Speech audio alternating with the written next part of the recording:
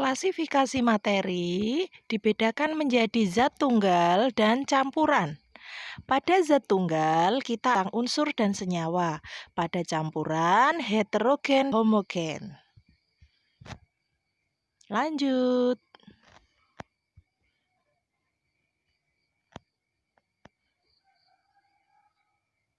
Zat tunggal biasa disebut unsur. Unsur merupakan zat tunggal yang tidak dapat dibagi lagi menjadi bagian yang lebih kecil atau lebih sederhana dan akan tetap mempertahankan karakteristik asli dari unsur tersebut.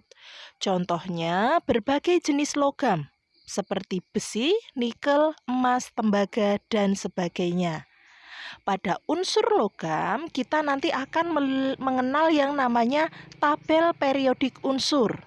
Nah, tabel periodik unsur digunakan untuk penggolongan unsur. Ada golongan dan ada nama unsur. Kalian bisa buka sendiri di dalam buku atau mencari di internet ya. Tabel periodik unsur ini merupakan bekal kalian saat nanti melanjutkan ke SMA. Penggolongan unsur itu dibedakan menjadi dua, unsur logam dan unsur non-logam. Unsur logam berwujud padat kecuali raksa. Unsur non-logam dapat berwujud padat, cair, dan gas. Sifatnya pada unsur logam kuat dan dapat ditempa. Pada non-logam rapuh dan tidak dapat ditempa. Pada unsur logam dapat menghantarkan listrik dan panas atau bersifat konduktor. Sedangkan pada unsur non-logam tidak dapat menghantarkan listrik dan panas yang istilahnya isolator kecuali granit. Berarti granit walaupun merupakan unsur non-logam tapi dia dapat menghantarkan listrik dan panas. Jadi hati-hati kalau bahan peralatan masak menggunakan granit ya karena panas. Lanjut. Zat tunggal atau senyawa adalah zat yang dapat diuraikan menjadi dua zat atau lebih dengan cara kimia, berarti melalui proses kimia. Senyawa terbentuk melalui proses percampuran zat secara kimia, bisa pembakaran, penguraian, atau dekomposisi. Contohnya, senyawa H2O memiliki komponen unsur hidrogen berjumlah 2 dan 1 oksigen. Tahu ya H2O itu apa? Unsur dari air. Kalau kalian punya setetes air, di dalam tetesan air tersebut banyak sekali unsur H2O.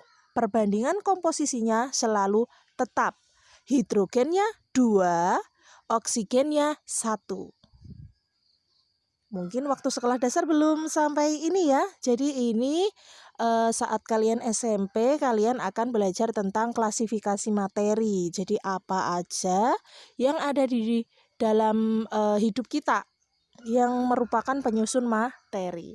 Kemudian campuran. Campuran adalah suatu materi yang terdiri atas dua zat atau lebih dan masih mempunyai sifat asalnya. Campuran terbagi menjadi dua, yaitu homogen dan heterogen. Dari tulisannya beda ya.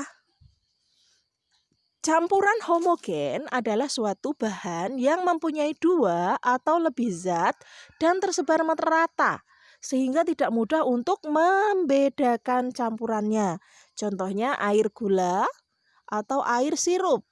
Saat sudah tercampur, kita tidak bisa memisahkan gula di dalam airnya karena sudah homogen, sudah menjadi satu. Kalau campuran heterogen adalah suatu campuran yang dengan mudah dapat dibedakan. Contohnya campuran air dan minyak. Air dan minyak saat bercampur akan membuat suatu lapisan pemisah. Perbedaan unsur, senyawa, dan campuran. Perhatikan tabel yang sudah Ibu bikin. Ada 3 kolom. Pertama unsur, kedua senyawa, ketiga campuran. Perbedaan pertama tersusun dari satu jenis atom saja. Itu unsur. Senyawa tersusun dari 2 jenis unsur atau lebih secara kimia. Campuran tersusun dari 2 atau lebih unsur atau senyawa secara fisika. Kemudian yang kedua, tidak dapat diuraikan menjadi zat yang lebih sederhana dengan reaksi kimia biasa. Unsur itu karena paling sederhana tidak bisa diuraikan. Senyawa dapat diuraikan menjadi unsur-unsur penyusunnya dengan reaksi kimia biasa. Sedangkan campuran dapat dipisahkan menjadi zat-zat penyusunnya secara fisika. Kemudian perbedaan antara senyawa dan campuran yang ketiga, perbandingan massa unsur-unsur penyusunnya selalu tetap. Kalau campuran, perbandingan massa zat-zat penyusunnya tidak tetap. Ada pertanyaan?